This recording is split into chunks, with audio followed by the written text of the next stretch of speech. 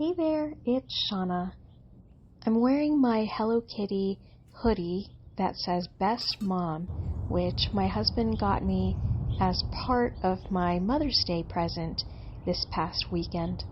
And there's the indicator for what this video is pretty much going to be all about, which is planting all of the flowers that my husband bought me for my Mother's Day gift.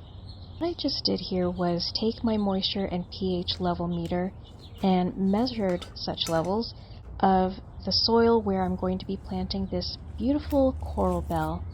I measure the moisture and pH levels of just about every workable part of our property just to make sure that there's nothing that I have to amend in the soil, or if anything needs some extra watering first thing in the morning.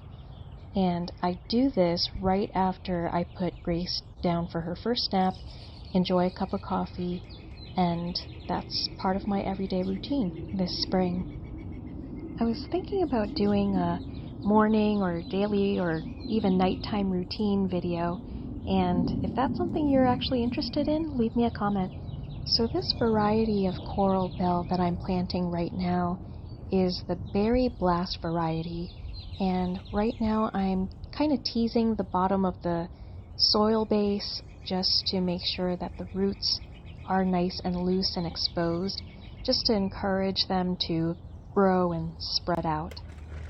And now I'm putting down some organic soil and compost mix. Thankfully, my husband already tilled the soil in this little patch among many other garden patches that I'm working with, so everything is nice and loose and ready to plant things, which I am so thrilled about.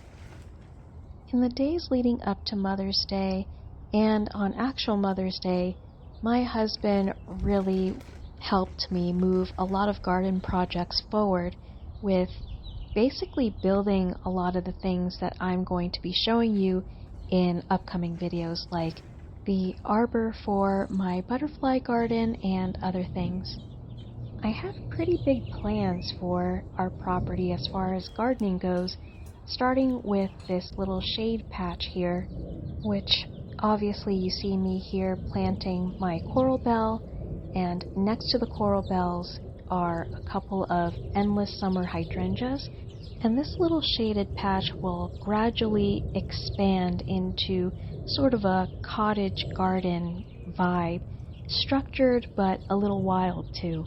So I hope you look forward to this journey with me as my husband and I build my dream garden. One thing that I'm really looking forward to watch grow is these little tiny seedlings here, and these are lovely magenta, pink, and white cosmos that have reseeded themselves every year since the previous owners first planted them 15 years ago, and they are a spectacular display come fall time, and they're going to spread out through this whole area right up to the coral bells and the hydrangeas. Speaking of hydrangeas, the moisture and pH level meter was telling me that the acidity level of the soil where the hydrangeas are sitting are pretty high. In other words, the soil's too alkaline, and so I put some coffee grounds down and I'm going to give them a really good soak to take care of these little guys. Despite how these hydrangeas look, at least this one that I'm sort of picking at to clean it up is pretty darn healthy. There's some new growth coming out and the root system's looking good. The other one closer to the fence there, not sure if that one's going to survive, but I'm going to keep trying to help it out. Gardening, motherhood, just keeping anything alive takes a whole lot of patience, and that's what this season's all about, huh? Now I'm going to be planting some lupine. Lupine? Is that how you say it?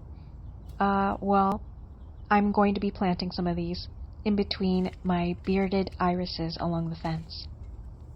Now, since these pink bearded irises had already been established for at least a decade from the previous owners, it's impossible to till the soil along this little fence line, so I am just going to use my little shovel and dig holes in between the gaps, in between the bearded irises.